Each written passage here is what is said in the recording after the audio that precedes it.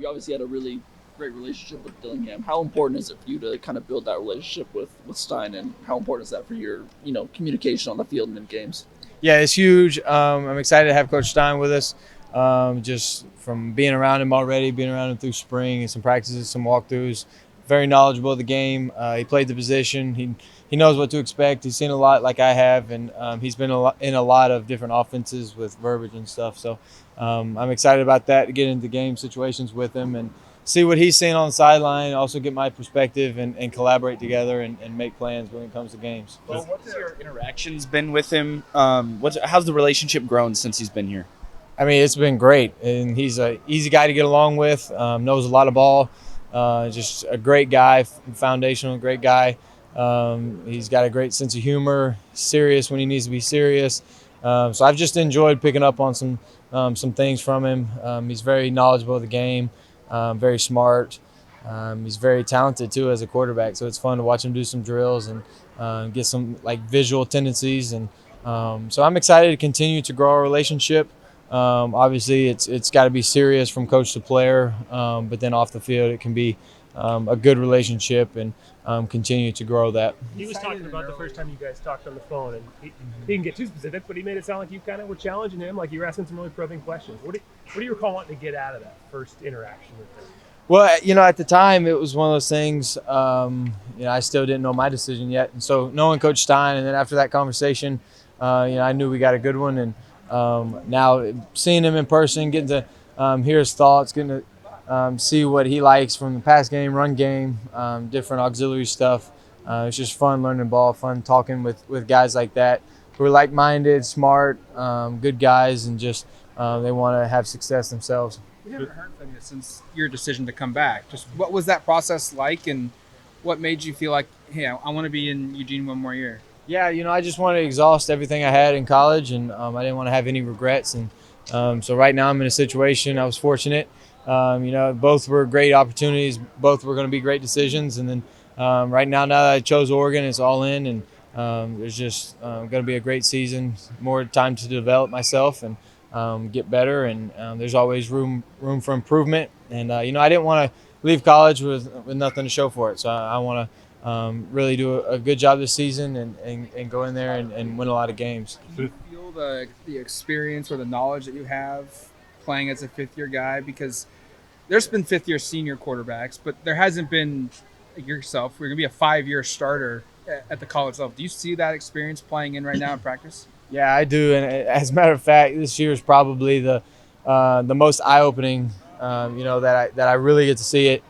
Yeah, I'm in a great situation. Our coaches really allow me to be flexible and to do a lot, and I'm thankful for that. But at the same time, they do a great job of teaching me what to do when I'm out there, and so I do feel like I have a lot under my belt. I got a lot of visual pictures, images of safety rotation and fronts and routes and timing, and so it also helps to go with similar guys again this year, like Troy, T. Ferg, Chris, those guys. So that'll be great moving forward. Now that I got a lot under my belt, I've seen a lot, can now go out there and just play. Do you expect to keep the autonomy and the freedom that you had on the field with Kenny going with this offense or this scheme? Yeah, absolutely. I think that's one of the things that made us special last year.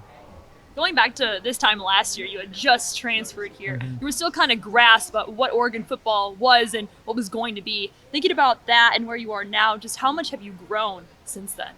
It's I've grown so much just off the field, on the field, as a leader, as a teammate, as a quarterback. You really can't put a price on how much I've grown, and I think it shows now just with some confidence out on the field. And I have a different sense of awareness when I'm out there and being under offense, even though it's not almost all the same, but remotely the same, and I kind of have the concepts down, and so it's not as much thinking as it is just playing, and it's just matching what I know from what I've learned and what I'm being taught, and then just going out there and playing. How's the process been reuniting that chemistry with some of your receivers, specifically some transfers, Tez, Sean? What's that process been like?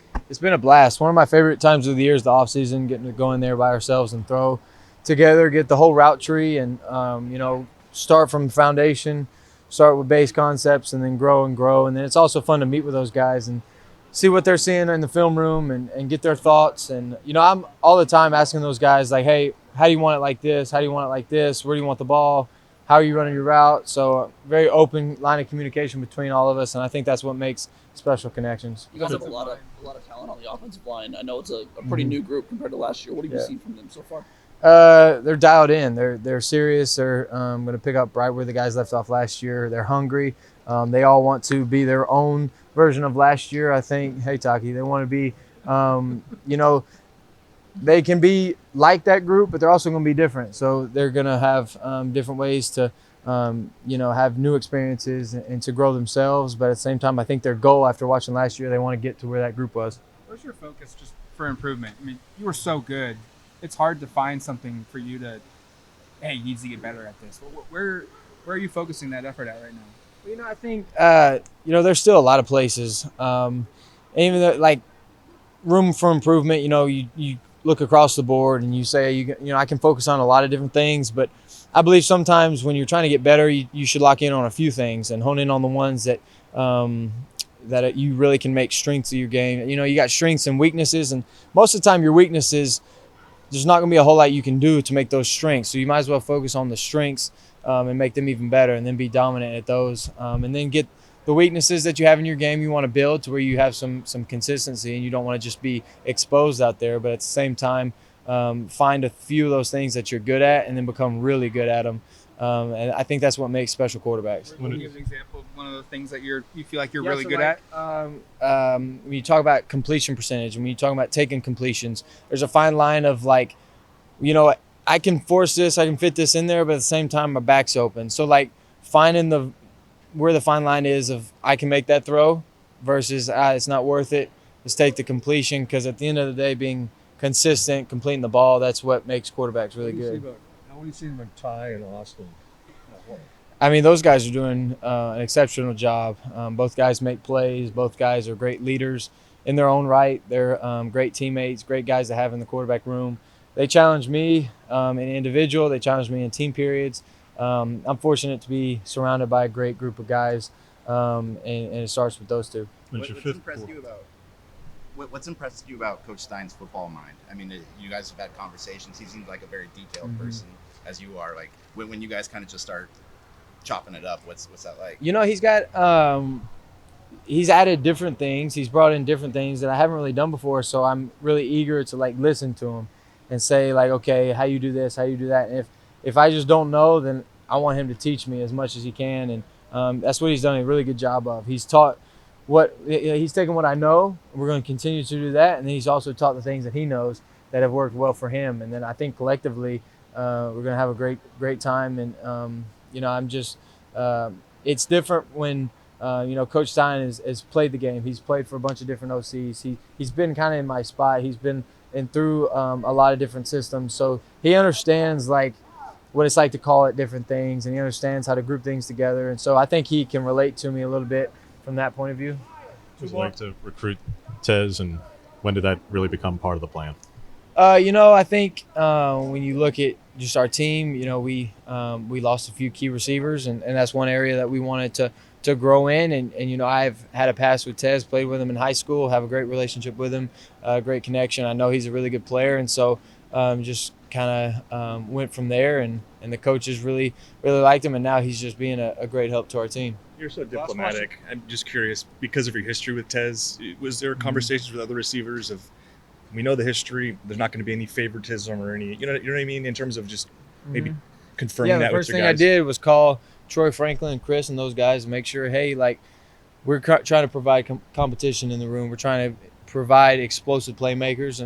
And the thing is like when you talk to a guy like Troy and Chris, they love that. And they don't shy away from it. And I think it's made Chris better. It's made Troy better. It's made everybody in that room better. And then, iron sharpens iron. So when they're getting better, we're all getting better. I'm getting better. The O-line's getting better. And so there's nothing wrong with having a lot of playmakers out there on the field. And so they know that whoever's going to get open is going to get the ball. And they're excited about that. And they're passionate about that. They love each other, and it's a great room right now.